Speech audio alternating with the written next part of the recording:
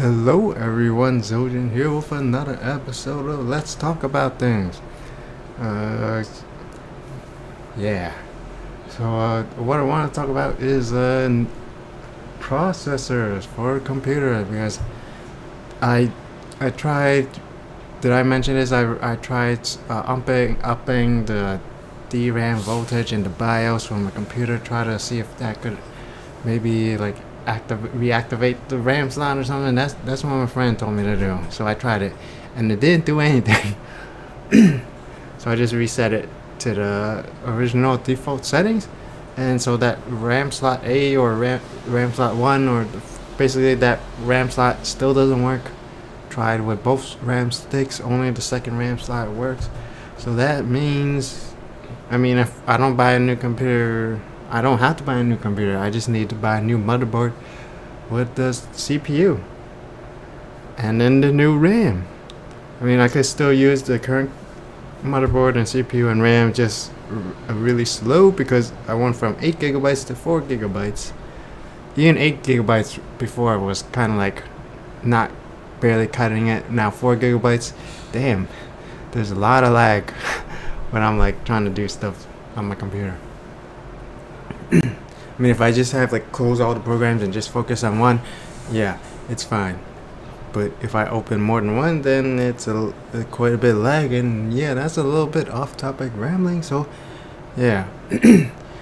So currently right now there's the Kabylake, Intel Kabylake processors and their motherboards.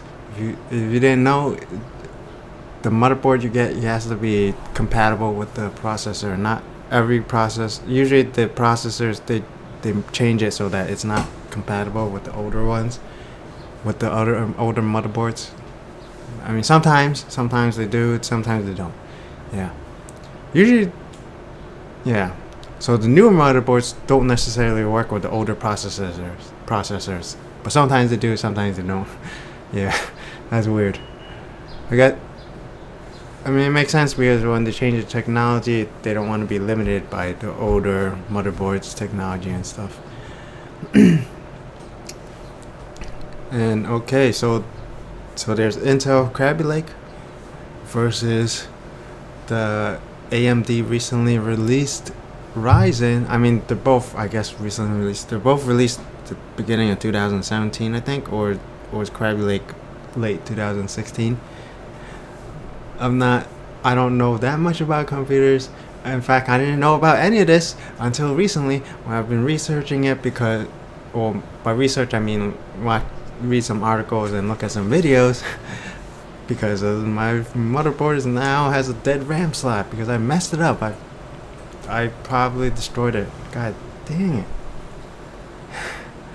I probably would have been better off not touching it, not cleaning it.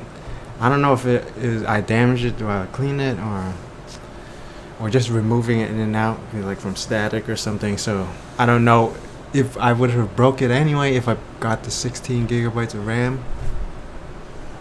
Yeah, that would have been a very expensive mistake.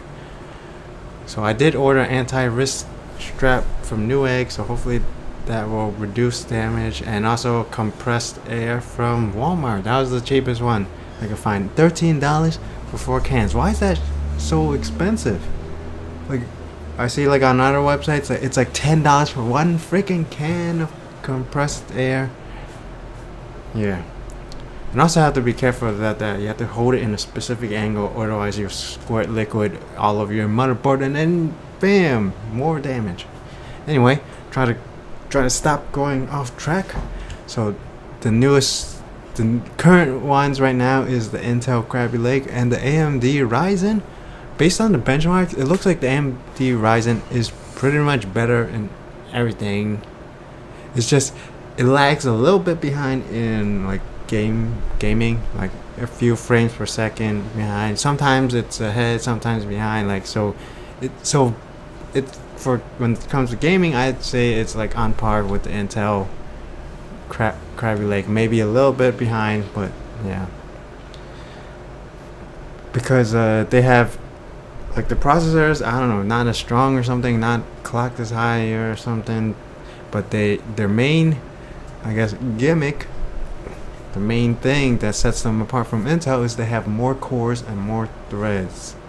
So they can basically, the more stuff you have open, it won't be like slowing down or something. The CPU can handle it, because like they could just have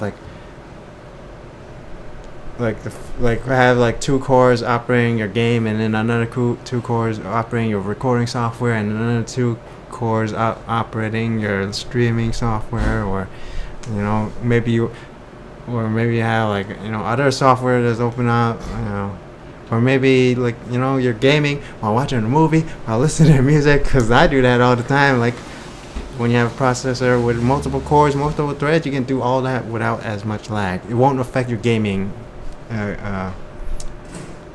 frame rate experience. Yeah, I mean, if you're just playing games and you close all the other programs, it doesn't really matter that much. But if you're like me, you're like playing games while watching YouTube videos on the other side, or watching a movie or something, like, you know, like the more crap you have open on your computer, like you have internet browser, looking up the guides and cheat codes or whatever, like, you know, tips on how to play the game or something, walkthroughs, you know, looking up the maps and shit.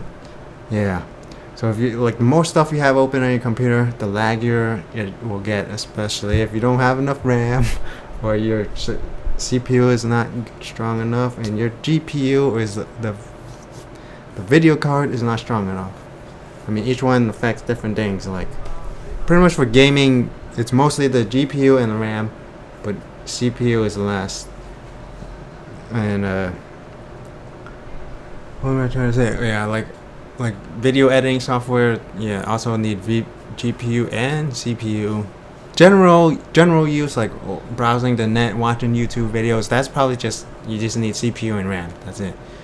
Yeah, like especially if you got like, I don't know what browser you use, but I usually use Chrome, and I don't know if it is just Chrome or all internet browsers. Like I usually have like 20 tabs open, and then it gets really laggy. Yeah, like for 4 gigabytes of RAM, it goes up to like 2 gigabytes used when I have Chrome open. I don't know if it's because I have too many tabs open or something. Yeah. So I was thinking maybe I should get the AMD Ryzen, but then like there's always things like most software, most computers use Intel processors. Like most of the market share is owned by Intel. So the problem is, like, a lot of software, a lot of games, they're probably, you know, developed on computers using Intel processors, and possibly it's more optimized for Intel processors. Like how, same thing with like the operating system, Windows. Almost everything works better on Windows because almost all the computers in existence is running Windows. So does that necessarily mean Windows is better, you know, Intel is better? I don't know. But it does mean, like, a lot of times things just work better on Windows, things just work better on Intel. Or for graphics card, things work better on NVIDIA. Like everything is like optimized for like NVIDIA, Intel, and Windows operating system. So yeah.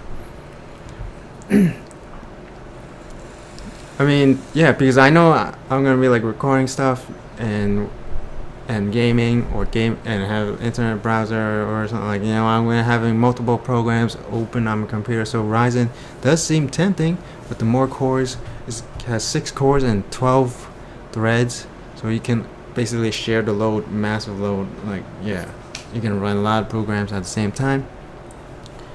For Intel, it's only 4 cores, especially if you get like the highest tier one, like the 7000 series. It's like oh, not 7000, the i7 series. Yeah, that's what I'm trying to say. Then you can have 4 cores and 8 threads. But for everything else, I think it's just 4 cores and 4 threads. So like I guess because they charge they want to charge a premium, they want the higher tier one. Why would you want the higher tier one if it's only slightly faster? Oh, it has more threads in it. You can run like twice as many programs now. So they're trying to reel in.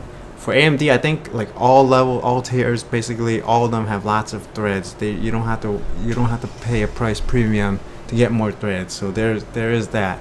So AMD, it has the value, and general overall use pretty good. Yeah, I read people saying like you do video editing, streaming, whatever, like multitasking, go AMD. Because of more cores, more threads. Yeah, but for games, usually it's focused on less cores, less threads, and just focus on a more powerful CPU. So that's why Intel has the slight edge in terms of that. Yeah, so I probably will, in the end, choose to get the Intel processor because it has slight extra power, slightly better extra power, frame rates, and pretty much everyone uses Intel. Like everything is designed on around Intel. So for graphics card, I always got NVIDIA. I did try getting AMD once. Wait, is it AMD or ATI? Yeah, I think it was ATI at the time, and it seemed to crash a lot. I don't know. Just coincidence, or I mean, I had previous NVIDIA graphics cards that crashed a lot too, but maybe it's just the computer's crappy, the graphics card is crappy. But the past two graphics cards have been NVIDIA GTX 760 and 1060, and run pretty well. Only crashed a handful of times. Yeah, like some games do not work with the AMD graphics. I don't know. Like, yeah. Because like a lot of games, they always say like, is it powered by NVIDIA? But basically they'll have the NVIDIA logo when you're playing the game, like during the start of the game. So that lets you know they developed the game like using NVIDIA graphics, designed for NVIDIA graphics, optimized for NVIDIA graphics. If you're using the AMD, it might not necessarily run as well, even if the card is very powerful or whatever. But apparently AMD graphics card used mostly for bit mining, all the cryptocurrencies and stuff. Okay, but I probably won't buy anytime soon because apparently Intel's gonna have a brand new series, Coffeelake. That's a kind of weird one. The current one I have is like i5 2500K. I think that's a Sandy Bridge. I'm not sure. I bought it 6 years ago. Yeah, I'm surprised it lasted this long. It's actually really good. It's still good. Just the stupid motherboard, I messed it up. The RAM slot. I am getting the compressed air. I'm gonna try to blast the RAM slot. Hopefully there's like hair or dust that's lodged inside that's making it short out or something, and then I could have 8 gigabytes of RAM again. But yeah, this is a wake-up call. It's been 6 years. I probably do need another new motherboard, and I could use the upgrade with with new CPU and RAM. And back to the Intel. Man, I keep on going off topic. So they're gonna make Coffeelake, and apparently it's the answer to Ryzen. They're gonna have 6 cores now. But again, same thing as the previous ones. You have to, if you're getting the i5, I think it's the i3 is only going to be 4 cores, and then the i5 is going to be 6 cores, 6 threads. So i3 is 4 cores, 4 threads. i5 is 6 cores, 6 threads, and then the i7 is going to be 6 cores. I don't have enough fingers. 12 threads. So it's going to be, the i7 is going to be, the newest i7 is going to be as like multitask friendly, stream friendly, video editing friendly as the AMD Ryzen processors. Only the i7, the premium one. But I think 6 cores, 6 threads will be plenty enough for me. I mean, right now but I don't know how like I don't even know how many cores and threads games use now. Like, do they use them all? I don't know. Yeah, so I think 6 cores, 6 threads should be fine. So if, yeah, they're announcing it like in a few days from today, I think. from the 21st, so I don't know how long exactly it's gonna take for them to like release it to come out. And then also I read that they're gonna have brand new motherboards. Right now it's like the Kabylake runs on Series 200 motherboards, and then the Coffeelake will require Series 300 motherboards. It will not be compatible with the Series 200s. Yeah, so I might as well wait, right? I mean, I think I read that they're trying to have all the processors by the end of the year, if not earlier. So like as soon as next month, even September release. But that's just the rumors. It's not the official statement. We'll see the official statement in a couple of days. I guess we'll talk about that too when it comes out. And yeah, so I'll probably hold off a couple of months and go for the Coffeelake, unless there's like reports of tremendous amounts of problems with it or something. Coffeelake and the new Series 300 motherboards. Hopefully it'll be better and stronger and cheaper than the AMD Ryzen, right? Yeah. But if I'm getting it, I don't know if I want to get the i5 or the i7, because the i7 will be premium. It only costs like $100 more, I think, and it'll be faster and double the threads, yo. Okay, I think that's enough rambling. So hopefully everyone's enjoying this series. If you like this video, be sure to let me know down below. Subscribe if you have not already. As always, thank you for watching. Until next time.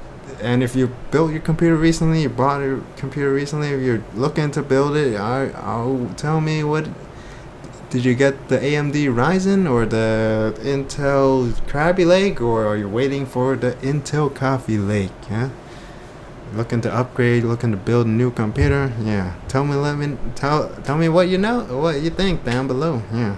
Okay, as always, thank you for watching. Bye bye.